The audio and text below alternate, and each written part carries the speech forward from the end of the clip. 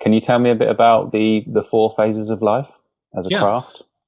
So, using a backdrop for your audience, when they listen to this, I'll ask every one of you who's listening to go back into your own life and perhaps look at an area or a topic, a subject, something that you may have formally gone into training and learning about.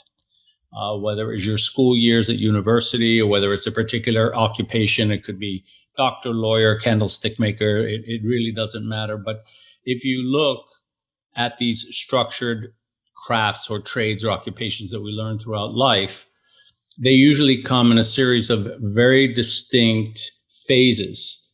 You start with the earlier phases, and then you move through the more progressive phases as you learn and increase your knowledge and your skills and your capabilities. Yeah.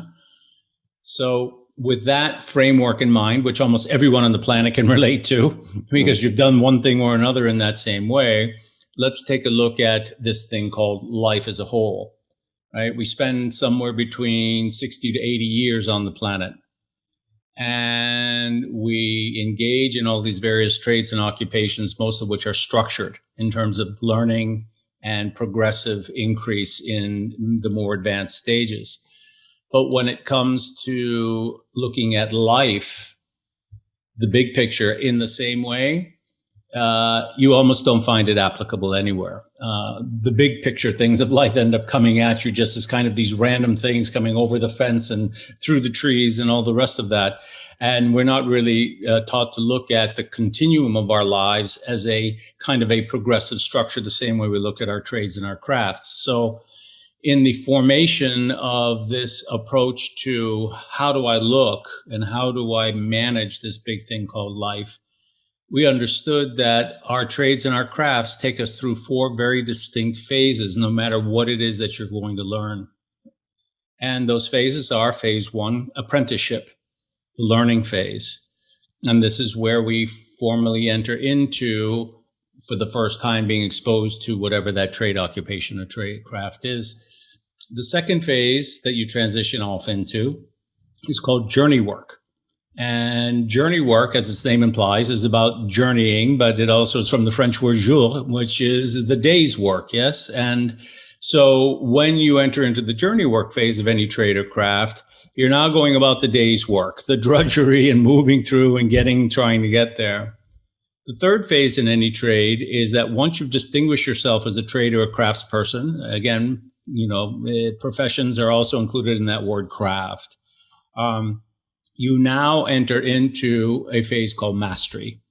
And this is when you present a work to a collective who determines that your work meets the quality standards of that particular collective, also known as guilds or associations or societies.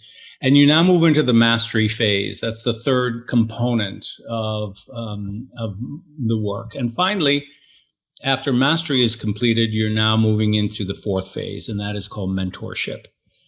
And it has a very distinct component. So each of these phases, if we were to now step back and say, well, fine, those are the four phases of most of our trades, occupations, and professions. How could we look at our life that way? And this concept of life as a craft basically says, when you're a child, up until about age 12 or 14, you're raised as a child, primarily by parents or caregivers, right? And at approximately that 12 or 14 years old, in most cultures across the world, you pass through a rite of passage. And this is the time when you step over into the world of the adults. And you now are progressively taught to start thinking and understanding that you will become the craftsperson of your own life someday. And you're now moving toward that skill building and knowledge to become an independent standalone. So the first phase of life as a craft is between roughly 12 years old and roughly your early 20s. And when you complete that apprenticeship work, which means to learn, you now move across from the 20s and enter the second phase called the journey work. This is when you go out into the world and you're going with hammer and tong and you're going to try to make your way in the world over the next roughly 20 years or so. And that takes you through roughly the age 25 to 45 is your journey work phase. As you now move into your third phase and you've distinguished yourself as a, quote, tradesman, craftsman, professional, whatever, you move into mastery.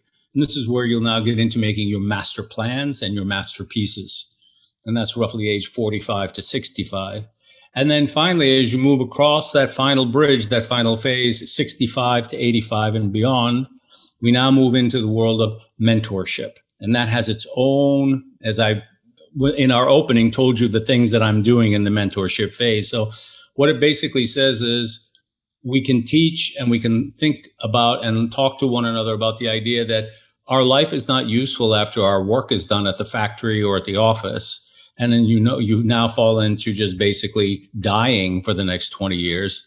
In fact, it says your life is full of purpose over 4 phases. And that final 4th phase has a great deal of things to do. And it doesn't mean sitting around and just waiting for the Grim Reaper.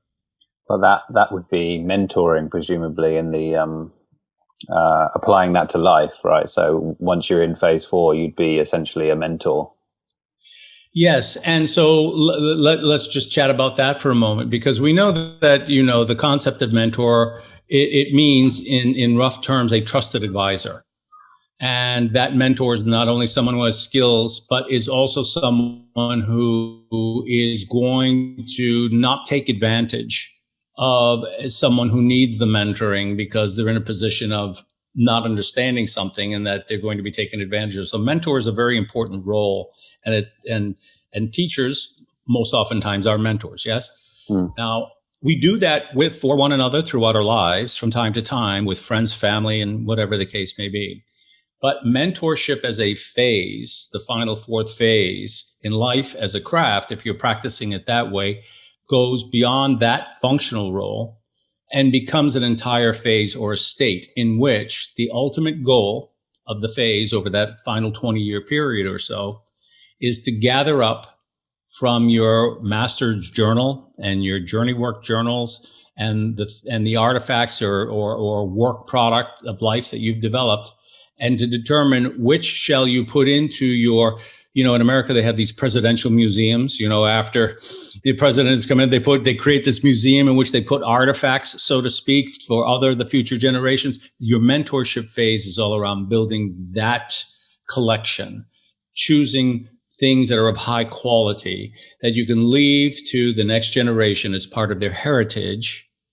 And that primarily starts with those coming through your family, but in a way that the outer world can also experience it for those who are interested.